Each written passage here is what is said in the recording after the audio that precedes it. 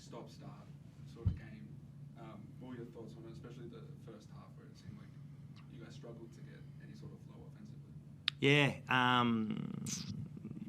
exactly that. Took a while to get flowing offensively. We tried to go to a particular game model. Wasn't as clean as we had hoped and liked. Keanu's a big focus, especially, and so when his face fouled Rajan Tucker and we had to go stitch him up, and we sort of had to look to other avenues, went to try and get him back going. But yeah, I think it was just the result as well. It was a bit of a long schedule, a long couple of weeks. But credit to the guys. Like, we just really were gritty to the end and made it a contest. And I can't fault what the boys did in the face of adversity.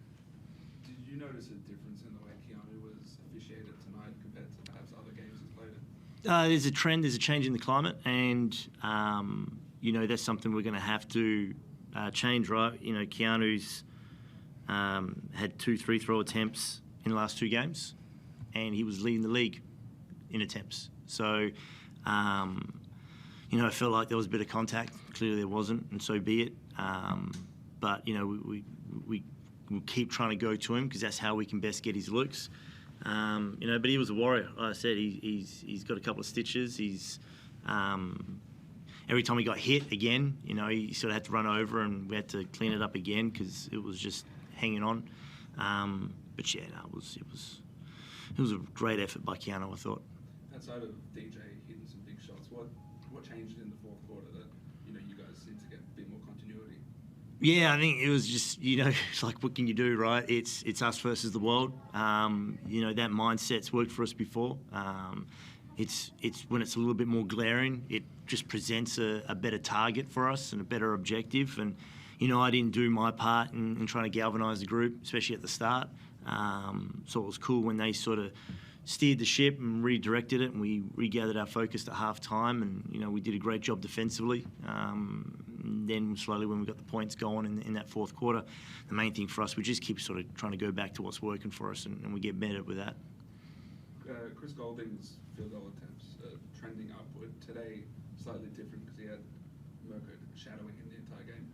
What are your thoughts on Mirko's performance tonight, especially on that end?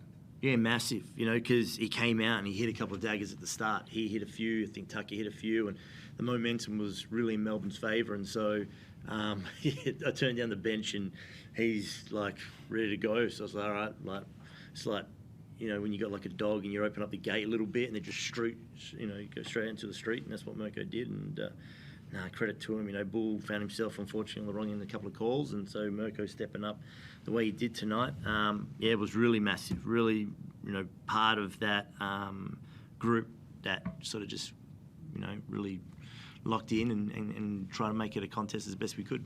Mirko, did you come into this game a little bit more amped, knowing that it'd be CG, knowing the atmosphere would maybe be a bit more heated than a usual one? Yeah, I mean, anytime you verse, a boomer, it's always, you sort of can't wait for that matchup. And, I've sort of guarded Goulding a long time, and it's sort of always a challenge, but knowing what shots he's going to take, because those are shots that I would take as well, as a junior especially. So, that's always in my back pocket. But, yeah, it's always a good challenge of him. It's always fair and competitive. But, yeah, it's very hard, very taxing on your body because got about 500 screens to get through for him. But, yeah, I mean, but it wasn't just Goulding, I mean, they played well from the start. Rajon Tucker got into rhythm. And then I think Marcus Lee in the first half was massive on those boards, just tipping it out, and we've got to do a better job on that. What do you mention the schedule? You're on the back end of the tough little stretch right now. How did the players feel going into this one?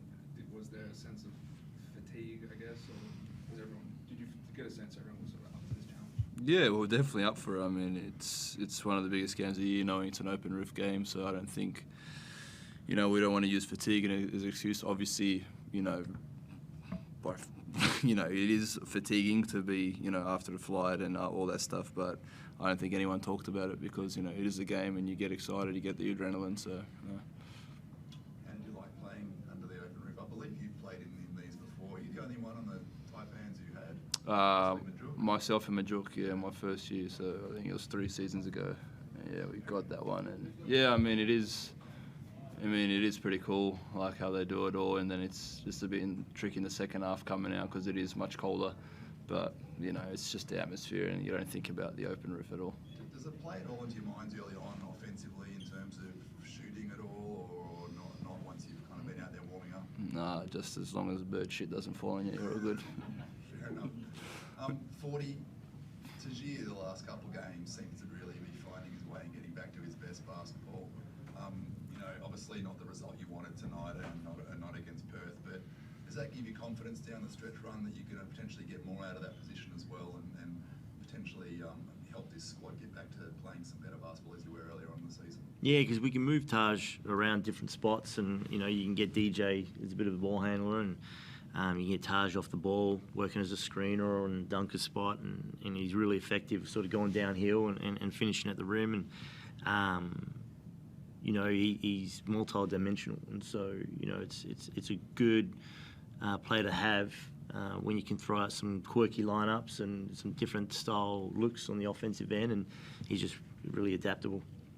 And do you think you'll continue to use him off the bench going down the stretch of this season, or you see how that plays out? Yeah, because I mean he's one of our, you know, we can bring him in and run a bit of point as well, and so it gives Shannon a bit of relief, knowing he can defer to him. You know, because Shannon, you know, might start on a tougher matchup like Bull, and then, you know, we can bring Taj in to sort of take over that tough matchup and take care of some of the ball handling duties and you know, again, pose some, you know, particular matchups, opportunities that in our favour. So yeah, for the most part, and he's taken it on really well. He's embraced it, and that's the other great part about him. Keanu went down after a dunk early on in that first quarter. Was that just a little ankle tweak, or what was the story there? And is he fine now? Yeah, someone was in his landing space. I feel like I have to go back to see what the update is, the rule on that. But yeah, it was just a little tweak.